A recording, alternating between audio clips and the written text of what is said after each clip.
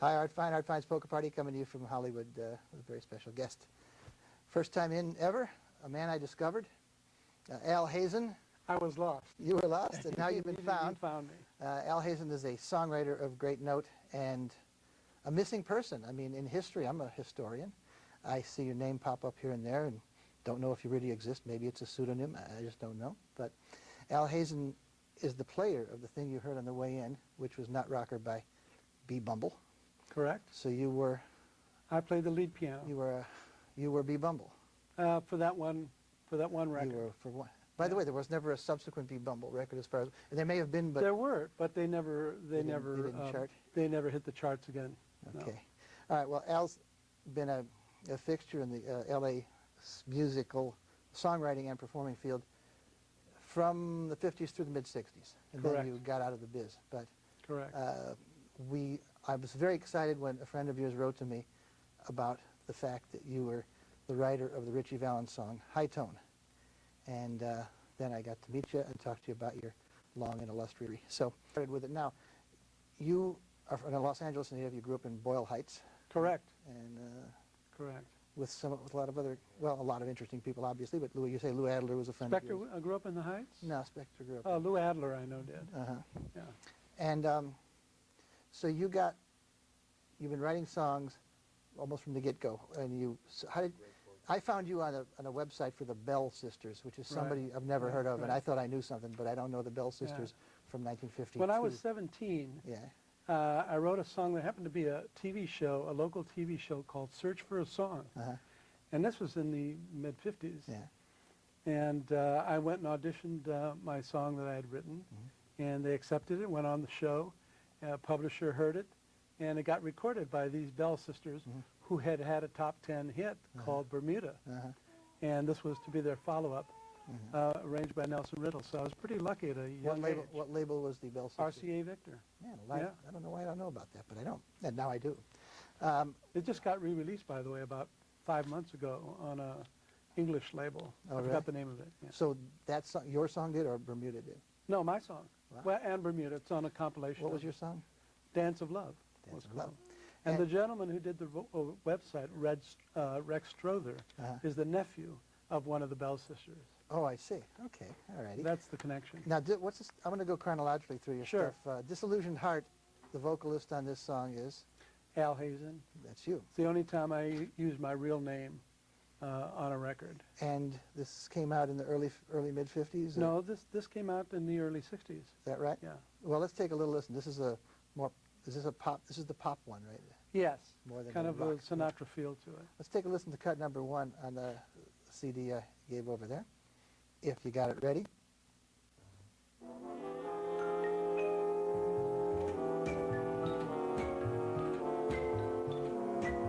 With your eyes, you called me to you, least starry skies. I gave my heart, oh darling, while I thought that this was just the beginning, but now you're gone. I thought you loved me, but I was wrong. I was a fool. Oh, such a blind. Al, this is a rock and roll show. Yeah, I know. That wasn't rocking, but that was good. I know. It's kind of a straight... By the way, your name is Al, but it's Al Hazan, if it's correct. That's the correct in some Middle Middle ethnic Eastern pronunciation. or something. It's a Turkish name, actually. Yeah. Did you ever think about just changing it to Harris or Bill Hayes? Well, actually, I used many names on records that I performed on, like Ali Hassan, which wouldn't be a very politically correct name to use these days. Yeah. But in the 60s, it had no meaning. All right, let's go forward, or backwards in this case. If you said that was the early 60s, then in the late 50s, you did this song, you wrote this song, which Ritchie, number 2. I wrote it for Ritchie, that's Ritchie. right. You wrote it and brought it to Ritchie, or you That's thought, right. you thought of Ritchie? I sung it to him, and Wow. right before I went in the Army. Is that right? Yeah. Let's take a listen to High Tone. I know that, I'll just keep talking. High tone, high tone. All the fellas call my baby high tone, high tone. They all think she's always acting high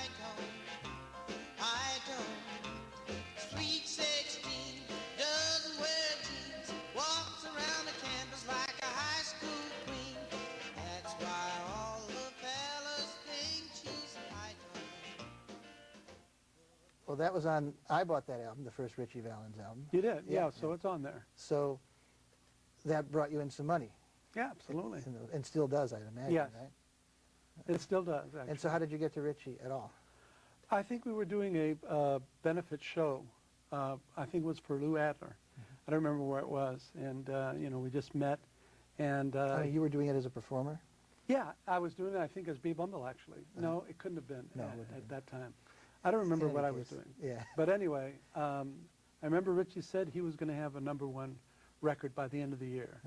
And the following year, I was in the Army in Panama, and La Bamba came out, and Donna, and so his... And then carried your song along with it on, Well, the, that's on the true, album. yeah. That's great. Yeah. Well, good for you.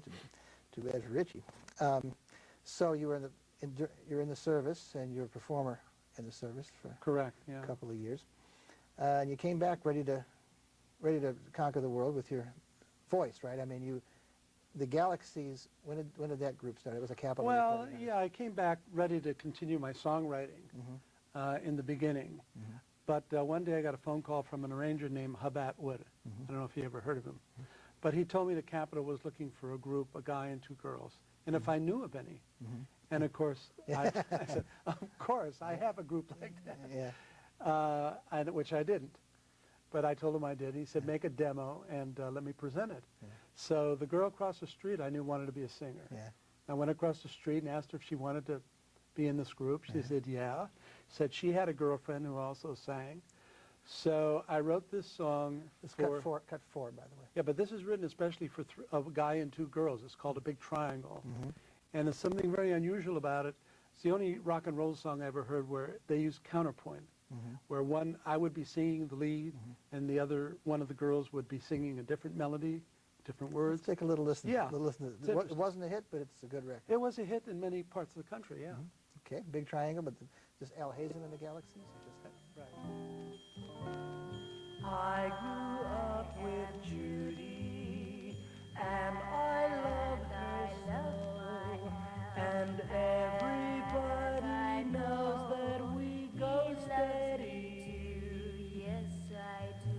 But last night at the party, I met a girl named Pat, and now I find that I love Patsy too. Now we're in the middle of the big triangle.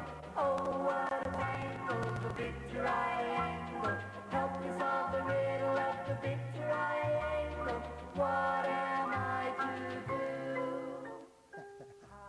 Wow, that's really neat. Well, they liked it, and obviously they put us under contract. So you had how many records? How many? We did singles? 6 sides on Capitol. Yeah, it's a lot of fun. So this is the kind of group that disappears into history, though, because you're not out in front of everybody's faces much. So have you been contacted recently by people about the Galaxies stuff? No, not really. There's girl groups. I thought you were going to ask me if I'd been contacted by the girls. I haven't heard from them since about 63 or so. Well, I always know there's a bunch of people in Belgium or in England or something trying to find out about these various groups with girl singers. But this is This is not one of them. this is not No, I've been contacted about other things other projects that I of was yours. involved. Actually, I was listening to some of those demos you had at home, and they were great. Cut number 3, which is "I Want to Be There" by Emil O'Connor. Yeah, Emil O'Connor. He was a really big guy, and we Yeah. called him Little E. Yeah. And I brought him to Terry Melcher over at Columbia. And this was Terry's first production for Columbia as a producer. Okay, let's listen to a little bit of "I Want to Be There." Sure. We know it came out. We don't know it came out. We're not sure it came out. I don't have a copy of the record. All right. It's a cool record. Let's take a listen to it. Little E. Little E. Little E. When somebody breaks your heart and your whole world falls apart, I wanna be there, baby. I wanna watch you cry.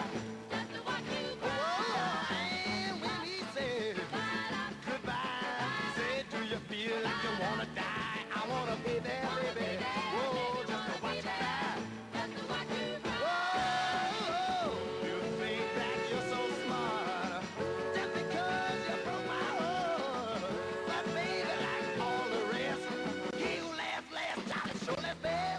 Hey, goodbye, farewell, when Mr. Heart That's the kind of thing I really like to produce. Uh-huh. I did a lot of bubblegum records, Uh-huh. but I Well, it's like. kind of like black bubblegum, isn't it? I don't know. I mean, I've never heard that. Doesn't sound right, but anyways, yeah, it's a neat sounding thing. One other cut that you would have written, you did write it, and I guess produced, the Chanterelles, was Yeah. a production also. Mama's gone to sleep again. Number yeah. 5. In this one, and this was also a released record, This one I don't know. I don't know. and who are the Chanterelles? They were just a group that I was assigned to produce. I used to work with Lester Sill. Wait a second, there was a record company, was this the record, the Fred Astaire label you worked for? No, that was Ava Records. Uh-huh. You know, it might have been while I was with Ava. I don't remember. Ava was a a lot of short, stuff is fuzzy. short-lived, short-lived label. Yeah, they. I don't know how long they were around, but they were around before I came on Oh, board. I see. You said you And came there, and then they were a classy label, and they wanted to get into the top 40. So, so they hired a young guy like yourself.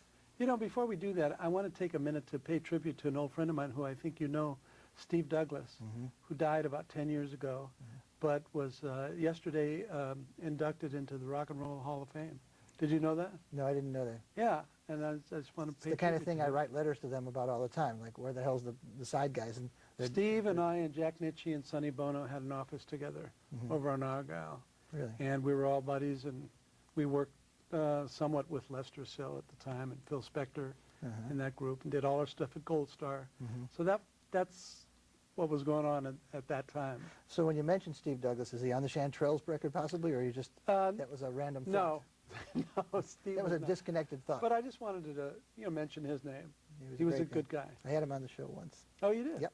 Let's take a listen to Mama's Gone to Sleep Again Okay. by the Chanterelles, possibly a released record.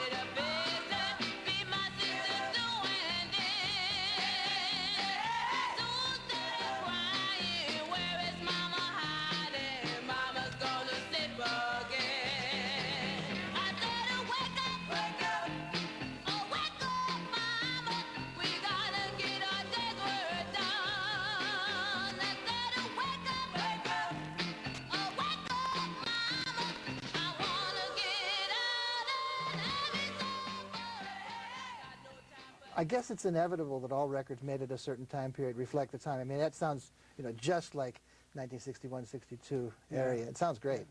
Yeah. Was that taken from a nursery rhyme or anything? No, it's just something that came in my head. I just Yeah. thought I'd write something a little bit different. Mama's gone to sleep again. And so, again, you gathered together some singers, like studio singers?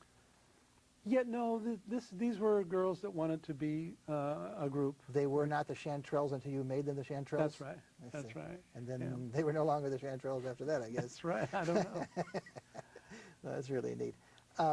So you were very active on the LA songwriting scene. Were you running around from office to office peddling your songs? That's right. Yeah, especially when I was a teenager, just getting started. And I ended up having over 60 songs recorded and started my own publishing company, began producing. I was very unhappy with some of my early records. Thought that if I was, if they were going to get ruined, I would be the one to do it rather than let somebody else do it. Yeah. So I started arranging and producing my own songs. Let's go to the Nutrocker now, because this is a pretty interesting story. I'll tell part of it, which is that the Bumble who did Bumble Boogie was Ernie Freeman. Ernie I believe, Freeman. And that was put together, I guess, by the people at Rendezvous Records. So it got germinated somehow. We don't know. I thought Renee Hall had put the group together, but I'm not sure. That sounds. You Yeah. would know better than I.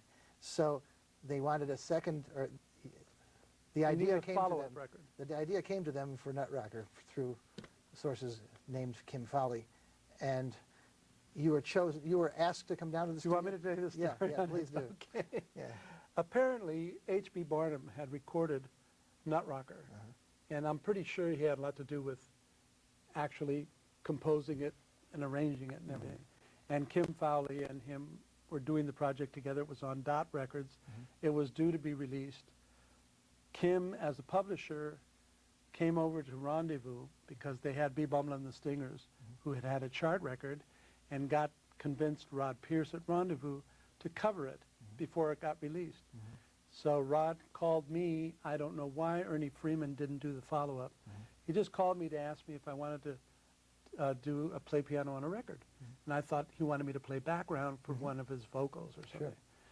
So I showed up at the studio around noon. They handed me this record that H.B. Barnum had made. I didn't even know any of this at the time. Told me to learn it.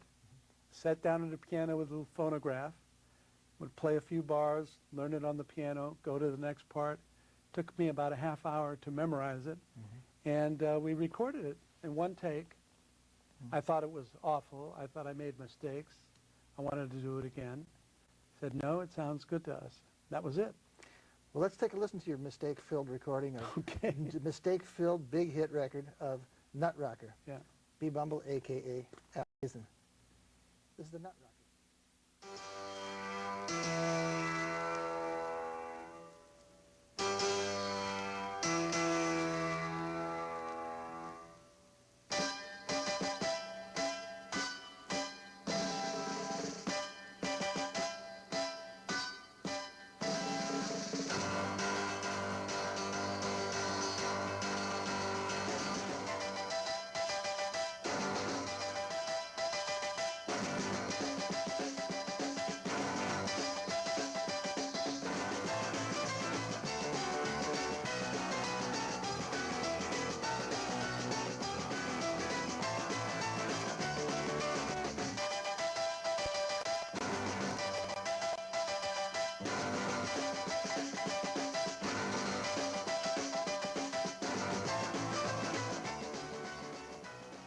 Well, I didn't hear any mistakes, but you do because Well, there were a few mistakes. the piano keys had Thumbtacks on them. thumbtacks put on them. Right, it was Give an it a- upright piano, an old give it- upright piano. Give it a more. And it was done in an office. It was done at the office of Rendezvous Records. So the drummer was over in the corner, and And what else was there? Well, there was a drummer. There was, Sharkey Hall, I think, was on drums. Renee Hall was on guitar. I was, of course, was on piano, and I think there was one other person. But yeah, it was done in an office, and of course, everybody got a little piece of the record. So it cost them absolutely not one penny to make. They didn't even have to rent a studio. So you say and everybody it got a made- piece. That would be including you. Actually, supposed to have gotten a piece, but I But they never forgot. have received They it. forgot. They lost They your must address. have. They lost your address. They forget, right. I've heard of that. Right. So you're hoping to That, correct you that. know, a lot of people in those days, I was only in my early 20s, young people in those days that were the talent on a lot of the records never got paid. It was not unusual. So as opposed to a lot of the, let's say, Spectre singers who are complaining that they got triple scale and then didn't get it royalties. Exactly. Well, You didn't get that's a good example. you- Or the Supremes, you know. There were a lot of... Frankie Lyman just sued for his Why Do Fools Fall Well, in he Love didn't sue. a few years ago. Well, he would have sued he'd been dead for 30 years, but he would, somebody. Frankie Lyman, well, yeah, somebody sued, yeah. yeah. So, but did you get a cup of coffee? Did you get an ice cream bar? Did you get anything? I don't even think... I could tell you what I got. Yeah. So Nutrocker, and you actually did one promotional tour? Yeah, they sent me to England where we were #1. And in fact, I think I roomed with Kim Fowley Yeah. back there at a section of England called Knightsbridge. Uh-huh. And I did some interviews and one concert, I think.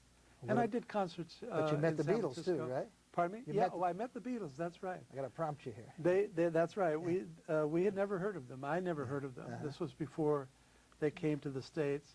And since I had the #1 record, they actually asked me if I would have dinner with them one night. And free dinner, you know, Yeah, I yeah. figured why not. And it turned out to be quite a historical moment for me. So if I look back in Melody Maker or one of those, I may see B. Bumble Comes to Britain. There might be a little notice of that I'd like to know if you having find happened. anything, I'd like yeah. to know that. Be Yeah, that- fun. Anybody here collects, you know, Melody Makers or New Musical Express, we'd sure like to see it.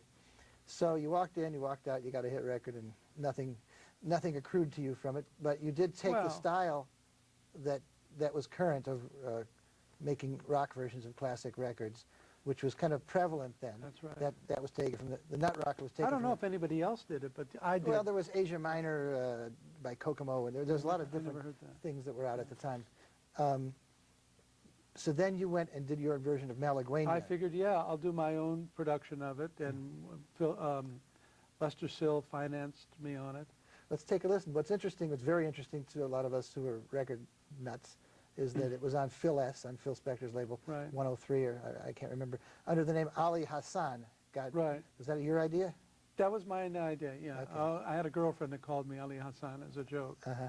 So I seldom used my own name, Uh-huh. only on that first.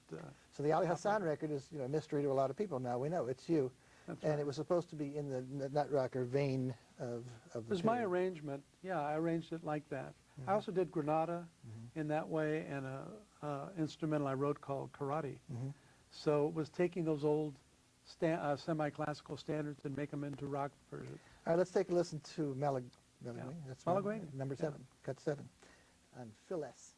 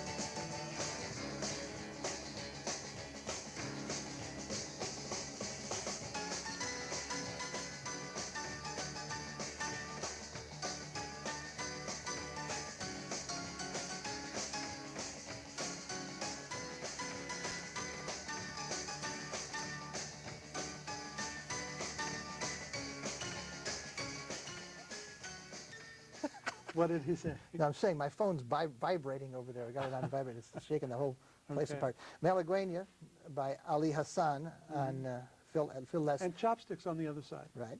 I mean, yes. A rock and roll version of Chopsticks. A lot of people say, wow, so then you were one of those Phil Spector artists, but you weren't. What do you mean a Phil Spector artist? Everybody thinks of Phil S as Phil, but in fact, Les was Lester Sill, and you were... on the Les part. Yeah, you knew Spector, but actually this is a Lester Sill Yeah, signing, I so to really didn't speak. know their arrangement. You know, it turned out that he financed a lot of my records, a lot of Sonny Bono's productions, and So Steve he was Douglas's. he was a big publisher. Well, he was more of a financier and a businessman, but he had publishing company, Mother Bertha, which was his mother's name. Wait, we're talking about Phil now. Phil had Mother Bertha. Oh, no, I was talking about Lester Sill. Yeah, but Lester didn't have Mother Bertha, did he? Yeah, I think that was his mother's name. No, Well, no, Bertha's Phil's mother's name. Oh, well then I got it wrong. Yeah, So Mother Bertha's was Phil's publishing company. right. Well, that's when my songs were with Phil until about 6 months ago, and he gave me a release and allowed me to get them back for my own publishing firm. Did you ask for that, or did Yes. and he complied willingly? Very, very nicely, just without giving it a second thought. Mhm. I think he knows how some of us got screwed around in those days, and And without getting specific, you are making some efforts to discover whether you have any royalties coming on Nutrocker. well, no, we're not getting specific about that at all. That's, Right, yeah. that's still up in the air. One hopes, or But there, you know, we still have royalties coming in. But you know, my mind was more on making records than making money. And that's why I got, you know, there were a lot of times I didn't get paid. And I didn't think that much about it, because a lot of us younger guys, we just wanted to make music, you know, speaking of younger guys, you're over 40, and just barely. you look pretty good. Now, I was at your house, and you gave me some kind of eyedropper with something non-sugar substance. Are you a health nut, or you just don't like sugar? No, I had, you know, how are we getting into this medical stuff now? It's not medical, it's health. I had high sugar at one time on a blood test. Oh, so I see. So I you- figured I'd, well, I mean, so I'm saying you look great. I mean, thank you you. look marvelous. And, sorry. And I wondered if it was from a regimen or something like that, you know, for Yeah. a fellow that was... You know, I went back to school after the record business. Uh-huh. I think you know that. Got a PhD in psychology and became a therapist. Really? So, yeah, so And that's what you're doing right now. that's what I'm doing now, yeah. So from now on, you can call me Dr. Hazan. I can do that, but if I'd known that, you might be looking at me funny right now. I didn't know you were in that field. Yes, you did. So in those days of running around back and forth, how did you stop? In other words, you said you just sort of... You know, I finally got tired of, like I said, the non-payment of royalties, a lot of egos. A lot of my friends became big stars, like Sonny Bono and Jack Nitzsche, and I can't even think of them offhand. Right. And I saw people change, you know, and there's a lot of ego in the music business. It probably still is.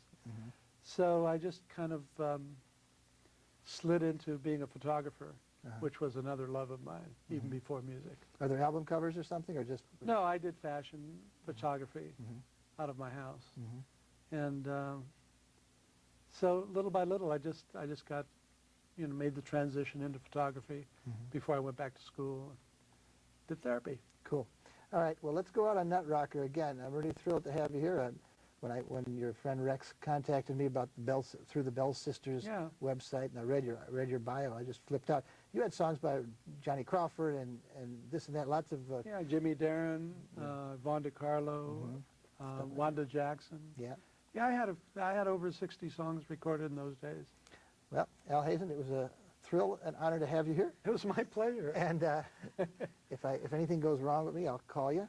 Yeah, you have my number. And thanks very much. You may be outside my scope of practice.